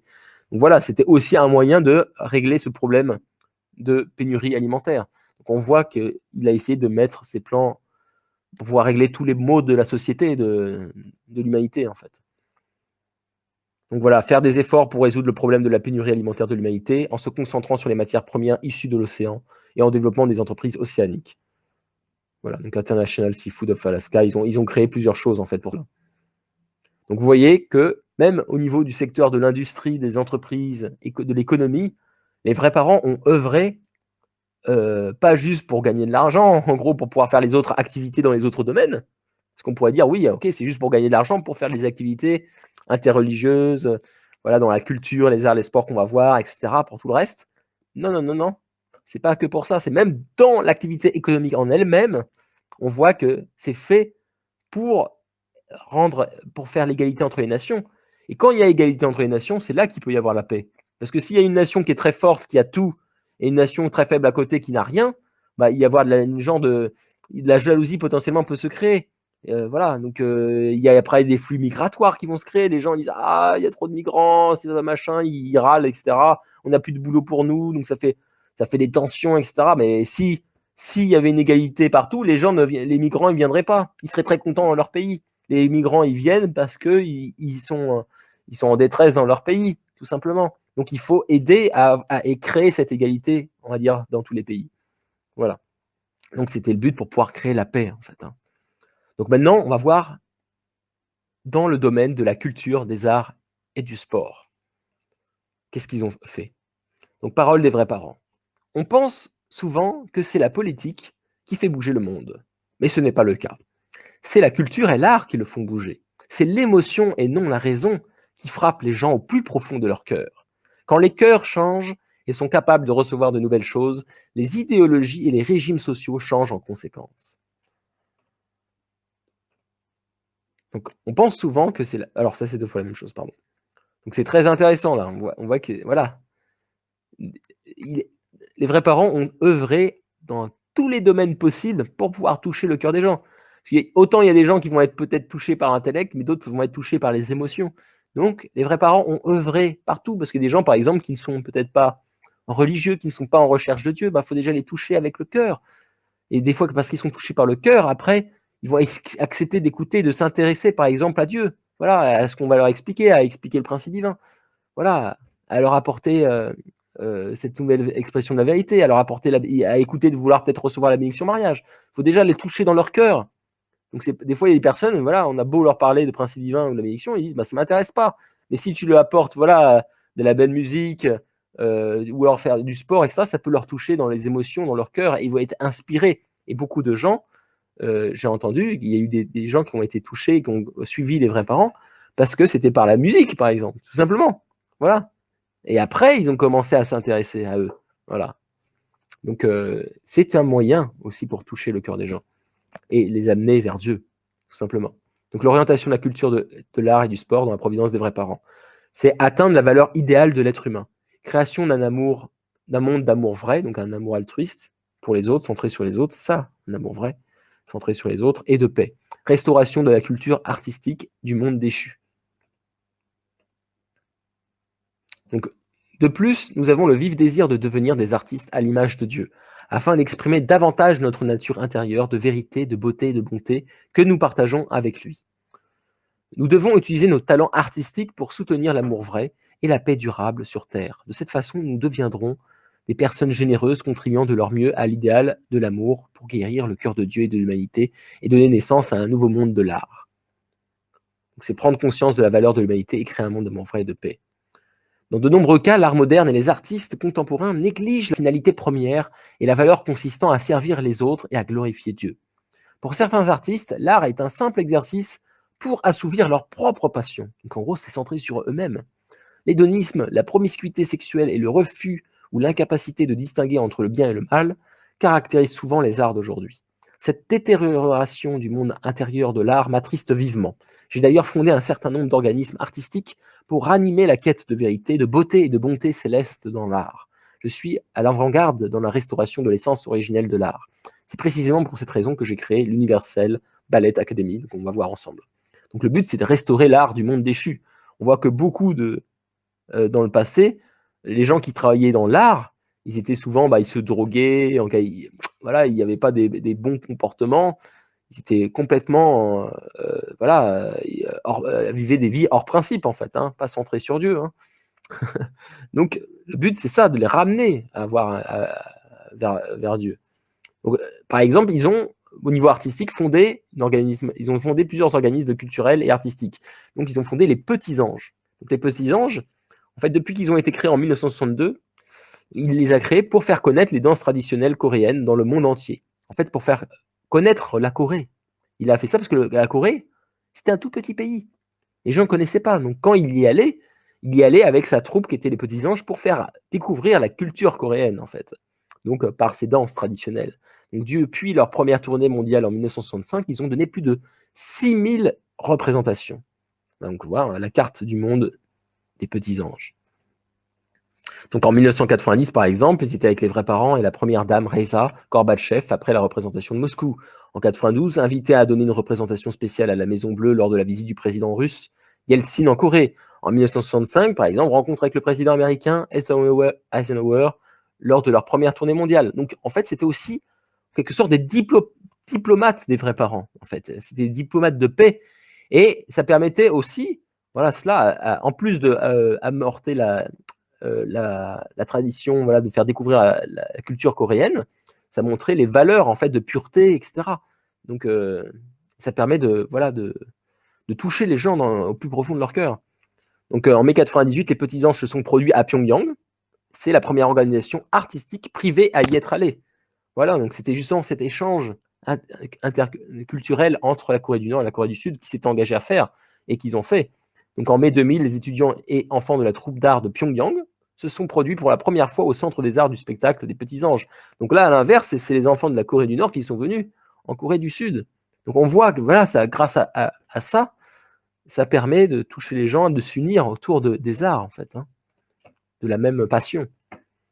Donc les Petits Anges, les réalisations providentielles à travers ces Petits Anges, c'est donc rehausser l'image de la Corée, pouvoir de la diplomatie privée par le révérend Sun Moon et son épouse, montrer les traditions de la Corée au monde entier, symbole de la paix reconnue dans le monde entier, assumer le rôle d'envoyés spéciaux des vrais parents pour la paix. Donc ça, c'était les différents rôles, en fait, des Petits Anges. Donc après, ils ont aussi créé la troupe du ballet universel. Donc le but, la vision, c'est rendre le monde beau grâce aux arts célestes. Donc en fait, c'est l'Universal Ballet qui a été créé en 1984. Donc c'était la première troupe privée de ballet créée en Corée. Donc c'est pareil, les gens au début, les membres disaient éventuellement, mais vous êtes fous. Les gens disaient, mais vous n'avez pas réussi, hein, etc. C'est super compliqué, voilà, dans un domaine que vous ne connaissez pas. Et en fait, ils ont réussi finalement, ils ont fait 1100 représentations jouées dans 17 pays du monde. Première troupe coréenne de ballet à avoir accompli cela. En 2001, c'est produite dans les 3 plus grands théâtres d'opéra des États-Unis et a été reconnue comme une troupe de ballet de niveau international. Une production de pièces de ballet inédites comme Shimchong et Chongyang exportées à Moscou, Paris et au Moyen-Orient. Donc ça, ce sont des pièces de théâtre, en fait, c'est inspiré d'histoires, justement, qui inspirent la piété filiale, voilà, des valeurs de pureté, donc des bonnes valeurs, en fait, hein, donc des valeurs centrées sur Dieu, des valeurs qui font partie du principe, en fait. Hein. Donc en 2002, a joué dans le cadre de la commémoration du 20e anniversaire de l'établissement des relations diplomatiques entre la Corée et l'Afrique du Sud, diplomatie culturelle. Donc voilà, ça permet aussi cette diplomatie. Donc quelles étaient les réalisations providentielles? Rehausser l'image de la Corée, pouvoir de la diplomatie privée. Vie exemplaire de la présidente de la troupe Hong Sok-moon. Donc c'était justement, je crois, la belle-fille des vrais parents. A grandement contribué au développement du ballet en Corée et enseigne au monde, voilà, la piété filiale et la fidélité au travers de Shimjong et Chongyang. Donc après, ils ont aussi fait d'autres groupes, voilà, le groupe américain New Hope Singer, donc je ne vais pas aller dans les détails, des autres, Go World Brass Band, New York Manhattan Center, New York Symphony Orchestra. Donc voilà, qui faisaient des tours du monde. Donc ça, c'était au niveau de la musique, voilà. Donc maintenant, au niveau du sport, qu'est-ce qu'ils ont fait? Donc l'athlétisme et le sport jouent un rôle important dans la société contemporaine. Ils contribuent à notre santé physique et mentale et procurent de l'excitation grâce à l'habileté de ses joueurs. L'amour du sport transcende les dogmes religieux et les idéologies politiques. Tout le monde peut devenir uni par le sport dans un banquet de réconciliation et de paix.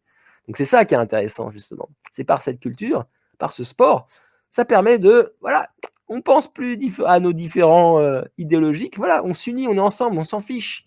On est ensemble, on regarde le spectacle, on partage un moment agréable ensemble. Donc ça permet de briser les barrières entre les idéologies, entre les races, entre les religions. Voilà. C'est ça qui est intéressant. Donc sport de loisir, d'inspiration, d'harmonie et de paix.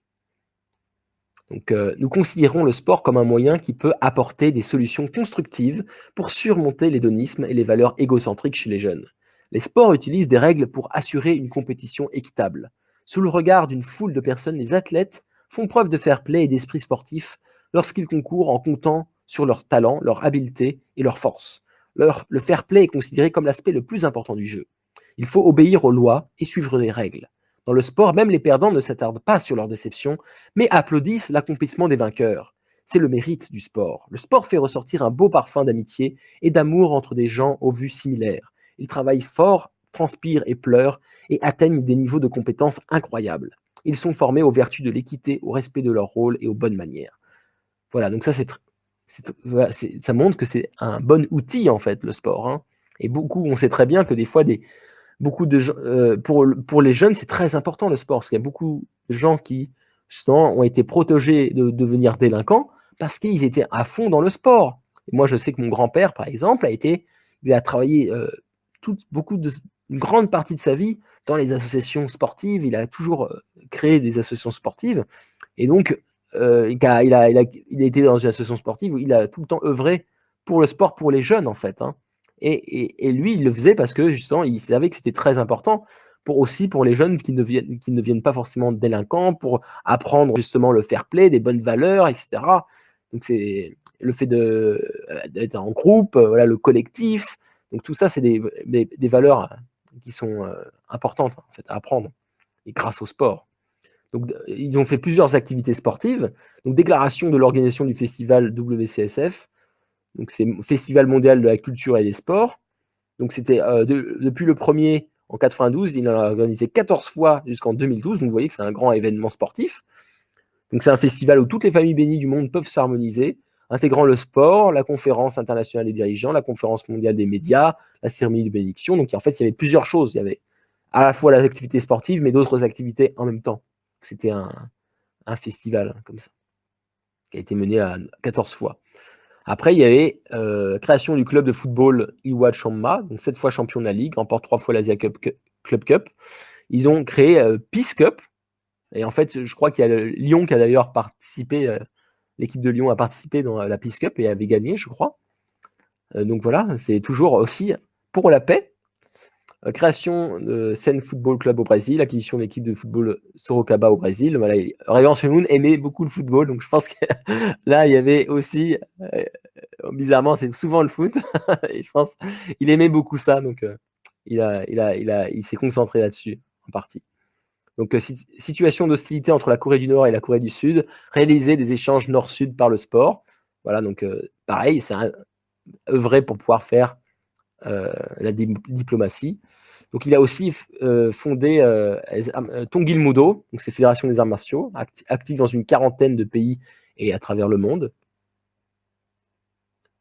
Donc, puisque le corps humain, à cause de la chute, est devenu la base de Satan, il est important d'unir ensemble le corps et l'esprit pour que l'esprit du vrai amour puisse gouverner le corps.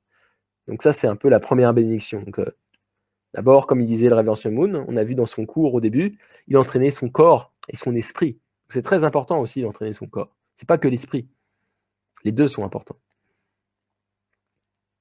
Voilà, donc ça, on a vu le sport et les médias. Et là, la dernière, c'est justement sur pas dire le sport et la culture, en fait, et les arts. Là, on va voir les médias et l'éducation, qu'est-ce qu'ils ont fait, voilà, pour œuvrer à la paix. Donc, on va voir ça tout de suite. C'est la dernière partie. Dernier domaine dans lequel que je vais présenter aujourd'hui, dans lequel ils ont œuvré. Donc, ils ont fait des activités avec les médias. Donc, c'est pour gagner une guerre idéologique contre le communisme. Il fallait aussi, il y avait, par exemple, le communisme travaillait à travers les médias. Il fallait aussi des médias qui puissent répondre et proposer une idéologie, voilà, qui était plutôt pour contrer le communisme, dire centré sur Dieu. Donc, il y a Weekly Religion, par exemple, Sekai Nippo, The News World. Donc, c'était pour un peu contrer le communisme. Donc, la guerre idéologique contre le communisme est gagnée. Donc là, on voit qu'il y a eu plusieurs organes de presse qui ont été créés. Voilà. Donc je ne vais pas tous les parcourir. Vous voyez, là, il y en a beaucoup en fait, hein. Ça, c'est créé par les vrais parents, encore une fois, hein. Donc le Washington Times, qui est connu, donc ça, c'est pareil, c'est créé par les vrais parents. Donc conférence mondiale des médias. Donc première conférence mondiale en 1978 sur les médias pour discuter de la responsabilité du devoir permanent des médias. Voilà, donc souvent, on sait très bien, des fois, que les médias ne rapportent pas toujours les faits de manière factuelle. Et il y a toujours, ça peut créer aussi, des fois, des tensions, en fait, hein, la façon de présenter les choses, etc. Donc, ils rappellent leur rôle, en fait, hein. Donc, c'était un peu pour éduquer pour cela.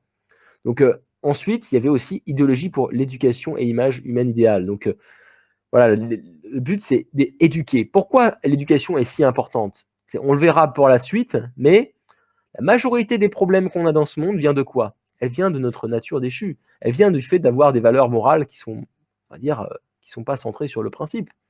Parce qu'on n'a pas bien été éduqués, il y a plein de dérives qui se créent.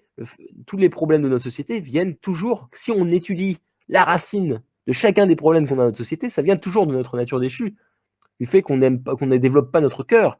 Donc justement, c'était éducation du cœur, donc aimer Dieu, aimer l'humanité, aimer sa nation, voilà, éducation aux règles, éducation au leadership. Donc l'être humain idéal créé à l'origine, c'est perfection de l'individu, perfection de la famille. Voilà, donc c'est les trois bénédictions. Donc perfection du pouvoir, donc voilà, souveraineté sur la création. Donc c'est les trois bénédictions en fait, hein, le but de l'éducation. Donc ils ont créé plusieurs établissements d'enseignement, plus de 40 établissements d'enseignement, niveau maternel, primaire, collège, lycée, université. Voilà. Ils ont plus de 60 millions de jeunes représentants de futures générations ont été éduqués. Voilà, donc ils ont œuvré à l'éducation, ce qui est très importante. Par exemple, moi, je me concentre sur l'éducation actuellement parce que je sais que c'est très important. Je vous expliquerai pourquoi. Là, je ne vais pas aller dans les détails, mais école primaire, vous voyez bien ici, et des exemples de collèges et lycées qu'ils ont construits. Voilà, donc université Sun Moon, voilà, en Corée, moi je l'ai visité, impeccable, très, très beau à voir. Université de Bridgeport, voilà, et séminaire théologique d'unification, donc ça c'est un lieu où justement ils ont invité des responsables de différentes religions, donc c'est pas des gens qui font partie du mouvement d'unification, qui puissent enseigner les différentes religions dans ce centre. Donc c'est pour apprendre les différentes religions, directement des experts de ces différentes religions, voilà.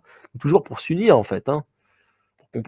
Donc, et pour en apprendre plus, c'est toujours par notre ignorance, voilà, que notre nature déchue travaille, hein. Donc c'est ce qu'on avait dit, la chute, c'était le fait de tomber dans un état d'ignorance. Donc le but de l'éducation, c'est de sortir de cet état d'ignorance. Très important. Voilà. Donc école supérieure de 3e cycle Sun Hak UP, donc ça c'est le UPA, ça. Voilà, donc ça c'est carrément une école qui est vraiment une éducation qui est là avec carrément la vraie mère qui guide en fait ses étudiants aussi, hein, qui est suivie de près, hein, par la vraie mère. Là, il y a séminaire Top Gun, donc c'est des séminaires pour futurs leaders en fait, hein. Et donc moi j'y suis allé par exemple l'année dernière, et moi ça a fait une transformation vraiment incroyable pour moi. C'est à partir de là que j'ai changé encore, j'ai eu un déclic. Et justement, les présentations que je vous donne là viennent de ce séminaire de Top Gun. Voilà, mais j'ai fait un échantillon, parce qu'il y avait beaucoup plus de diapositives qui étaient présentées, mais j'ai raccourci, parce que ça faisait beaucoup, et je n'étais pas capable moi-même de tout présenter. En fait, je vous présente ce que j'ai bien compris, ce que j'ai... Voilà, donc je ne vous ai pas tout présenté. Donc il y a les jeunes missionnaires de Cholingguk. Jeunes missionnaires, c'est quoi? C'est 700 missionnaires de la Corée et du Japon. Donc moi, par exemple, quand je suis allé au Bénin, un missionnaire, c'est quelqu'un, un jeune, par exemple, qui part au Bénin pendant genre un an, plusieurs mois, pendant 6 mois, pour pouvoir aider justement à enseigner les principes divins, voilà, à établir le royaume de paix, faire des activités voilà, interreligieuses, travailler pour les différentes associations qu'on a vues là. Voilà, donc ils travaillent à plein temps en fait, hein, donc ils font une genre d'année sabbatique. Beaucoup des jeunes qui font partie de ce mouvement, souvent, avant d'aller commencer à travailler, ils font une année sabbatique pour pouvoir avoir ces expériences aussi, de vivre pour les autres de manière complète. Donc, c'est très enrichissant, hein. Donc, il y a beaucoup de jeunes, par exemple, qui même renouvellent une deuxième année parce que ça leur fait beaucoup de bien, en fait, le fait de vivre pour les autres. Et après, ils reviennent, ils continuent après voilà, après ils fondent des familles, etc. Voilà, donc ça c'est souvent, ils font ça quand ils sont jeunes, quand c'est encore possible en fait. Parce qu'après quand on a une famille, on peut plus on peut plus le faire de partir comme ça, hein, pendant 1 an. Donc après Yeojong Chongwon séminaire spécial, donc ça c'est pareil, je pense que c'est à Champion, un centre d'éducation aussi. Donc voilà, donc on voit qu'il y a eu beaucoup de gens qui ont été éduqués par différents moyens d'éducation, hein, pour les jeunes, pour les adultes. Donc depuis 2012, la Vraie Mère a dirigé la Providence pour les générations futures et formé personnellement plus de 16 000 jeunes talents. Donc moi, quand j'étais à Top Gun, j'ai vu la Vraie Mère justement là-bas. Elle nous a fait un discours justement pour nous expliquer certaines choses. Donc voilà, donc ça, elle est très concernée justement par le fait de bien éduquer les futures générations qui vont, les générations de demain en fait, hein, la jeunesse. Voilà, donc tout cela. Donc il y a aussi formation des jeunes talents, donc YSP, donc c'est Youth Service for Peace, je crois. C'est créer un environnement idéal pour les générations futures, donc c'est Youth Students for Peace, voilà. Donc ça, c'est des jeunes qui se rassemblent, qui ne font pas, quelle que soit son origine religieuse, ils se rassemblent pour faire des projets pour la paix, en fait, tout simplement. Voilà. Donc voilà, donc désormais par l'intermédiaire de la FPU, la Fédération des femmes pour la paix mondiale et l'Association internationale des jeunes et des étudiants pour la paix devraient s'unir. Toutes les nations devraient déployer tous leurs efforts pour leur apporter soutien et éducation, de même que l'Association internationale des parlementaires pour la paix qui vient d'être inaugurée. Ce faisant, je vous demande de vous tenir à l'avant-garde alors que nous travaillons tous ensemble pour réaliser l'espoir et le rêve longtemps chéri de notre parent céleste, de créer la paix dans le monde. Voilà, donc là, j'ai terminé l'aperçu de tout ce que les vrais parents ont œuvré sur la paix. Voilà, c'est qu'un échantillon, ce que je vous ai présenté, mais ça montre, pour moi, je pense que je vous ai montré suffisamment pour vous montrer qu'ils ont œuvré toute leur vie à établir cette paix dans le monde, en fait, hein. Et donc, pour moi, cette troisième mission aussi, pour moi, elle est accomplie. Et ils ont montré le chemin, ils ont montré l'attitude. Bien sûr, leur vie, leur vie physique, elle s'arrête. Et donc, après, c'est à qui de prendre cette responsabilité? C'est à nous.